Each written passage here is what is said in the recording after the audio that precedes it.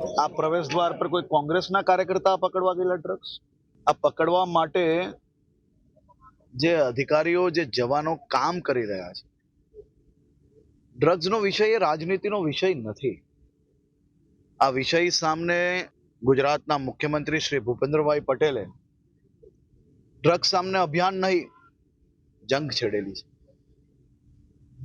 અને પાકિસ્તાનીઓને જઈને પૂછો કે શું હાલ થયા છે. ડ્રગ્સ પકડાયું નથી, પકડેલું છે. અને એ પકડનાર ભારતીય કોસ્ટગાર્ડ અને ગુજરાત એટીએસની ટીમ ખૂબ મહેનત થકી આ ડ્રગ્સ પકડવામાં સફળતા પ્રાપ્ત થઈ છે. નાપાક હરકતને રોકવામાં આપણને ખૂબ મોટી સફળતા પ્રાપ્ત થઈ છે. ગુજરાત પોલીસના સૌ અધિકારીઓને, સૌ જવાનોને ખૂબ ખૂબ અભિનંદન.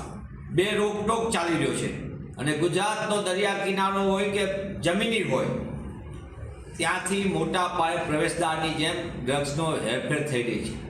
ગુજરાતમાં માત્ર દરિયા કિનારેથી નહીં, પણ ગુજરાતમાં અનેક બંધ ફેક્ટરીઓની અંદર ડ્રગ્સ બનાવવાના કારખાના ચાલી રહ્યા અને આ કારખાનાથી સમગ્ર દેશની અંદર અને વિશ્વમાં પણ ડ્રગ્સ બનાવવાના આપણી સામે પુરાવા આવ્યા છે. નેતા શક્તિસિંહ ગોહિલ આવી ગંદી રાજનીતિ, હીન કક્ષાની રાજનીતિ કરતા હોય અને ડ્રગ્સના મુદ્દા જ્યારે પોલીસ આવી સફળ કામગીરી કરતી હોય તો એને સિરપાવ આપવાની જગ્યાએ જ્યારે ભારતીય જનતા પાર્ટીને કોસવાની વાત કરતા હોય, અરે ભાઈ શક્તિસિંહને મારે એવું કહેવું છે કે રાજકારણ કરવા માટે તો બીજા ઘણા મુદ્દા છે, પણ આવા મુદ્દાઓ પર રાજકારણ ન કરવું જોઈએ એવી મારી એમને વિનંતી છે.